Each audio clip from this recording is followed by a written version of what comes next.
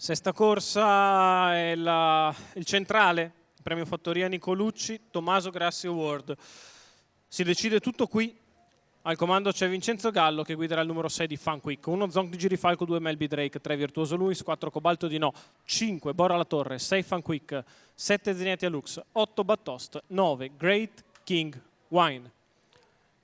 L'autostart prende velocità e va a lanciare il centrale di serata con Bora La Torre che prova a scavalcarli tutti e ci riesce anche in maniera molto facile. Bora La Torre in vantaggio nei confronti di Virtuoso Luis, poi allo steccato Zonk di Girifalco, mentre di fuori rimane per il momento Melby Drake trascinandosi Fun Quick che è partito con cautela.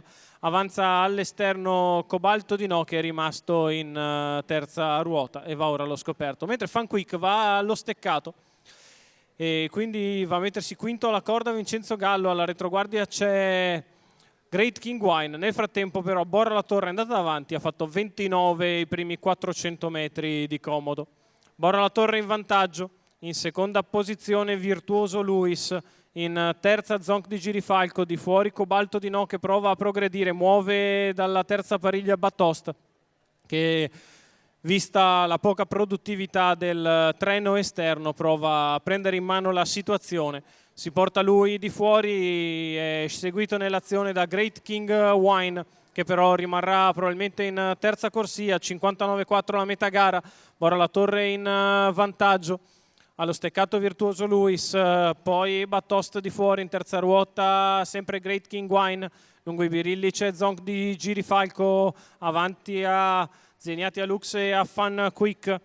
1,14,3 il primo chilometro, Bora La Torre allunga ora per tenere a distanza Battost e Great King Wine che per il momento fanno fatica ad andare ai lati della battistrada, che ha fatto 14,2 di là. Virtuoso Luis sempre bene nella scia di Bora La Torre, quindi Zonk di Girifalco. Bora La Torre che è in vantaggio, cerca la fuga da Virtuoso Luis e Zonk di Girifalco, gli altri che faticano. La piegata passata in 14,8, Bora La Torre in vantaggio, Virtuoso Luis che sposta all'esterno, poi Zonk di Girifalco, Bora in vantaggio, Virtuoso che attacca all'esterno, Virtuoso Luis che batte Bora La Torre. Al terzo posto Zenyatta Lux avanti a Zonk di Girifalco e a Fun Quick che con quel punticino potrebbe essersi assicurato qualcosa di importante, ma bisogna andare dal pallottoliere. 1,57,8 il totale. Virtuoso Luis e Crescenzo Maione vengono a vincere il centrale di serata, il training di sabato Bevilacqua e Nunzio Squeglia. La vittoria di Virtuoso Luis che scatta